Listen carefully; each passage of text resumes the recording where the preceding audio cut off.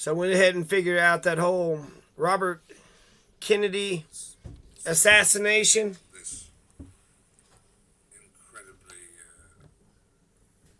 obsessional. It was Sirhan. Was it the Arab-Israeli war after you came to this country? I suppose that it came to the fore when I began to focus on it. Erupted as soon after the 1967 war, where the Arabs had lost and the Israelis won, and my anger at the American people's reaction to the loss of the Palestinians and the Arabs. It was after a campaign speech in Oregon, during which Kennedy promised military support for Israel, that Sirhan targeted him for death. Sirhan is now serving a life sentence at the California Correctional Facility at Soledad. He agreed to speak exclusively to Inside Edition with the hope that it might help him get parole. So Inside Edition, for corporate monetary reasons, is going to get an interview with Sirhan in 1989. If you ask Sirhan today, he had that parole thing. I think it got approved, but he keeps saying he didn't remember. He doesn't remember the shooting. He remembers up till the shooting. He remembers after the shooting, but the actual shooting he doesn't remember. Yeah, ba fam goo, the most exciting moments of your fucking life you don't remember. Bullshit. We need to know every bit of it because this interview is very enlightening and very eye-opening. It's clearly Sirhan. So there's 13 shots in 5 seconds. 13 shots in 5 seconds. There's a couple theories here. A couple conspiracy theories. And you have Thane Eugene Caesar. You got the woman in the polka dot dress. And then 13 shots in 5 seconds. So 13 shots in 5 seconds is what the audio seems to have suggested. And so 13 shots in 5 seconds, did Thane Eugene Caesar help this fucking guy? Was there a woman in the polka dotted dress? Did anybody help him? He's all pissed off and he's drunk. It didn't seem like it would take that much to kind of push him on over. And is it possible that he just ran into some rogue fucking crazy people that just said, hey, here's a gun. Why don't you just start shooting over there? 13 shots in 5 seconds. So he's going to say he wasn't a part of any conspiracy later on. Set you off doesn't deserve a terrible fate like that. No, I agree, and I sincerely regret my actions for that. I was young, I was immature, I was wild. I really didn't have the ability to sit back and reflect on it as just one speech. So I want to, this is, 1989, so fucking 30 fucking years ago. And then this happened in 68. So this is already 20 years later. So 50 fucking years later. I am against releasing Sirhan almost 100% because he hasn't told us the full story, the truth, the whole truth, and nothing but the truth. So let's just go over this interview. I'll just tell you what he said in the interview, and then at the end, kind of analyze it in the realm of the conspiracy world. So nobody is saying that Sirhan didn't kill Robert Kennedy. Definitely Sirhan. What other people are saying is there's a second gunman. It's just like JFK, right? There's somebody on the grassy knoll. With RFK, he has a bullet hole right behind his right ear, and there's powder burn. There's powder burn on that bullet hole right behind his right ear. So what I want to hear from Sirhan is I want to get some details. I want him to go moment by moment. Did you point the gun right at Senator Robert Kennedy? Did you put the gun right at the back of his head? Did you put it right at the back of his head within an inch? Because everybody that witnessed it said that he's, several feet away. And he's not behind him. He's not on the side. He's in front of him. So that bullet hole, which is the kill shot, because you got a neck wound and then you got an arm wound and a chest. The bullet's lodged in the chest. There's a bullet that goes through his arm, up and out through the front. So it's one shot in the back of the neck, one is shot in the back from the underneath the armpit, and then one shot in the back of the head. And so how was he able to shoot RFK then? Did RFK turn around and he had shot him, 3 times? It almost seems like some people are saying he was like shooting at the crowd. And then you had this Thane Eugene Caesar who was acting like a security guard. He's the one that actually shot him 3 fucking times right from behind. He said he pulled his gun. He voted for George Wallace. He's a racist piece of shit. And he pulled his gun out. There was 2 men that pulled their gun out during, at that Ambassador Hotel. And everybody says June 5th. It was after midnight. So everybody gets the fucking date wrong. We should talk about this shit. We should be skeptical of the official narrative because the official narrative could very well be wrong. I mean, you should ask questions. And Sirhan is still alive, so we could still know the truth. But if we release him and he goes, to Jordan or whatever, we'll never know anything. So let's get him an inside edition or whatever, and every time he goes up for a parole, whatever, get all the damn answers that we can. And if he gives us all the good answers, so let's find out what we've figured out. So he's sitting there saying that he's pissed off about the Palestinian situation. The United States is on the wrong side. The United States has been on the wrong side since 1948. 1948 is when you have Israel that's going to take the Palestinians' land, and they've been taking Palestinians' land ever since. Thou should not steal, so thou should not steal somebody else's fucking land. No, you're not allowed to steal people's land, you piece of shit. So because Hitler fucking killed Jews, because fucking Hitler, massacred a whole bunch of Jews tragically, terribly, that somehow has to deal with the Palestinians. Why not just carve out a chunk of Utah or carve out a chunk of Montana and give it to Israel? Why steal the land of the Palestinians? So that's an issue still today, 2023. We're still dealing with Israel and Palestine, West Bank and, the Gaza Strip in the West Bank. So you still have two-state solution is what we say, but Israel doesn't seem to give a shit about what America has to say. The 1967 war, you're going to see the Arabs lose to Israel. Americans were happy with Israel when apparently there was that parade. He's flipping through the LA Times, right? He remembers the day that RFK won the primary. He goes to the shooting range at the time, and he said it had nothing to do with shooting RFK. It had to do with being part of the NRA. Which I don't know. He's all pissed off about the 67 war. He didn't like the Americans' reaction. And then a year later, they're having a parade. And so is some kind of Israeli sect, some kind of Israeli faction, they were going to have some victory parade from the year before. So it wasn't like he remembers the war from before, but they had a victory parade. And so you had, people that were celebrating. And so he goes to Bob's Big Boy. He's sitting there at the firing range because the NRA had this big get-together, and he said he was there to get the gun for the NRA, not because of RFK, but the NRA. The LA Times, he leafed through to the sports section, and that's when he saw the parade, the Israeli victory parade from the year before.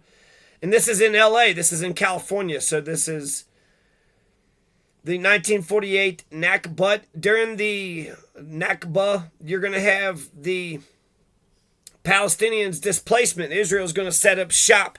20 years of malice aforethought. They had asked him in the trial, he had basically said that he wanted a fair fucking trial. And if they weren't going to give him a fair trial, then just send him to the, death gallows. And they said, why'd you do it? And he said 20 years of malice aforethought. Basically, he says that there's a history there for 20 years that goes back to 1948 when they were founded. He was shot, Robert Kennedy in 1968, 20 years later. He was 24 years old at the time. His brother had gotten killed. There was a big explosion. He was in Palestine. He was raised a Christian, but he's such a diehard Palestinian that it didn't really matter. He was raised a Christian. They were Arabs, so it's not even about the religion. It kind of is about the religion, but it's just about the oppressiveness. 50 Phantom jets, you heard a promise in Oregon. He gets all pissed off, and he says it was a total betrayal. RFK, he said, was actually his hero. And this totally makes sense because if he represents the liberal ideal, and then he's saying that, black folks get a better deal, brown folks get a better deal, and the Palestinians, who gives a shit about them? Well, he's a Palestinian and he's pissed off. So he's seeing that his hero, RFK, didn't give a damn about him. His nation that he was living in, he had immigrated when he was 12, 13 or so with his whole family. His father leaves, his sister dies, brother dies, everybody goes to jail or something, gets dysentery, organ It was a terrible experience. He gets kicked out of college, Pasadena. He was working at some fucking racetrack at the time.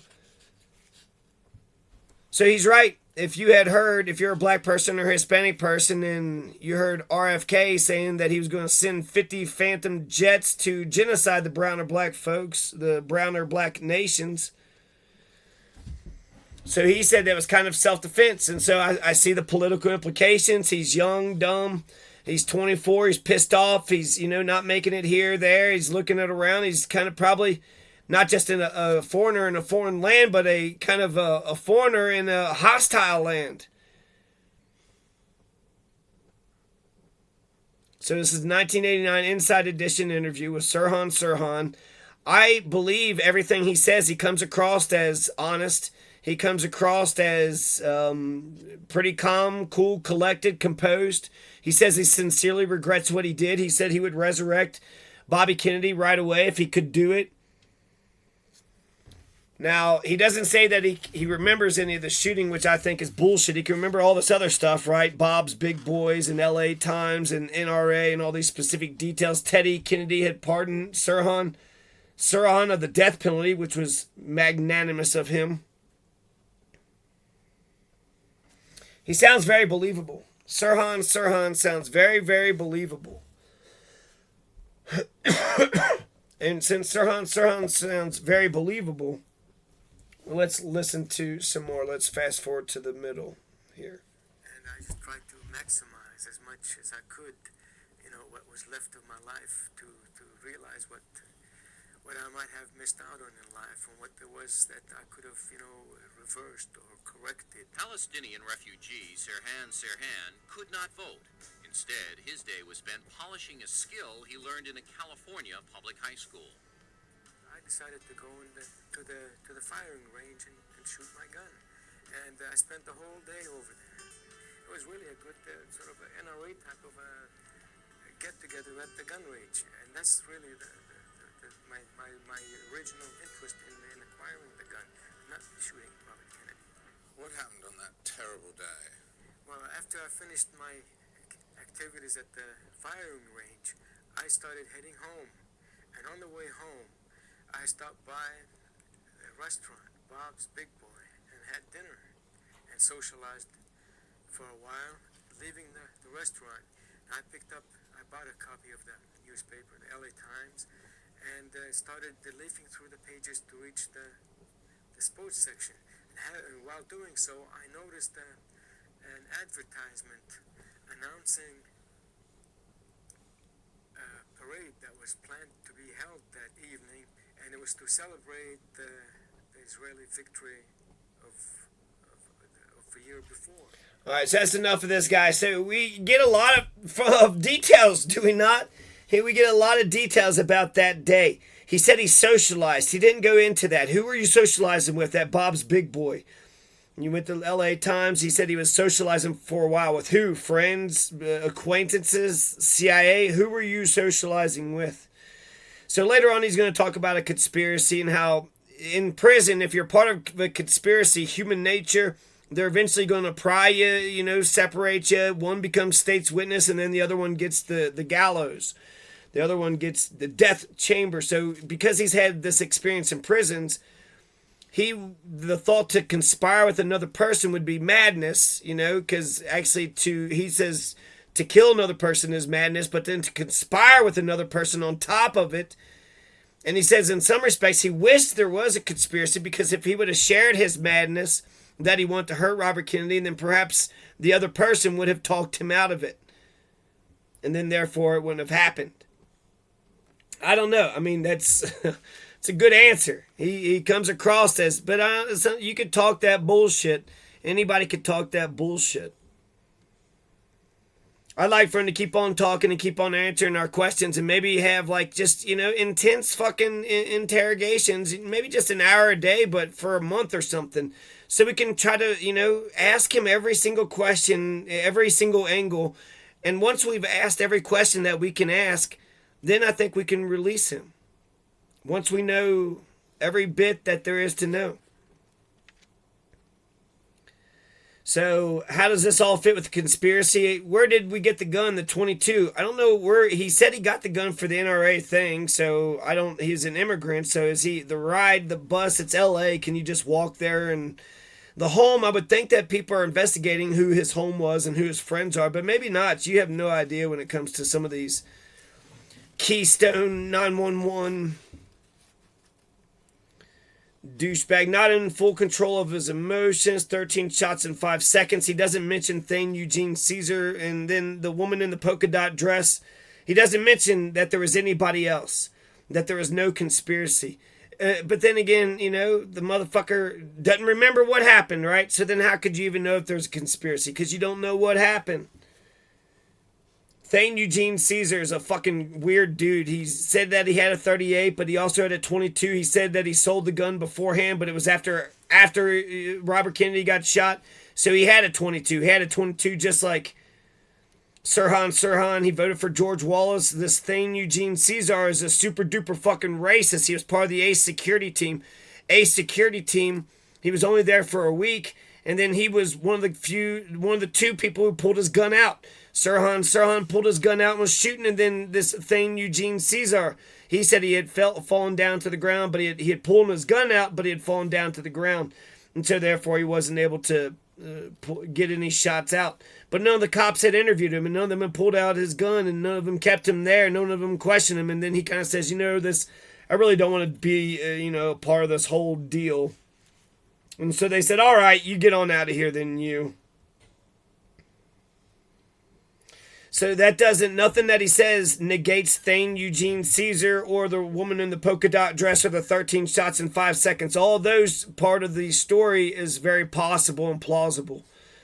Thane Eugene Caesar, I think, is actually a fascinating lead, and I'd like to follow that up later on because his interview was like, what? This guy, how the fuck did the police not interview him? There's Bobby Kennedy got killed, right? So you got two people, and then there's the pictures, the fucking goddamn paparazzi. They killed our prince. They killed the princess, and they'd killed a prince beforehand. He speaks really good English. 50 Phantom jets. He felt it was the ultimate betrayal because he was his ideal savior. And then when he said that he was, on the side of Israel against Palestine, then he just felt devastated and betrayed. RFK was his ideal savior. So let's end it off with a couple more. Sirhan. This is evidence. It's sort of an anniversary parade for the Jewish community in LA, I take it, and that sort of incensed me. And I said, well, I have nothing else to do tonight. I'm going to go down there and see what those people are up to. Sirhan got lost and ended up at a storefront campaign for a local official. Then he was told of a really big party at the nearby Ambassador Hotel. I didn't know that Senator Kennedy was down there.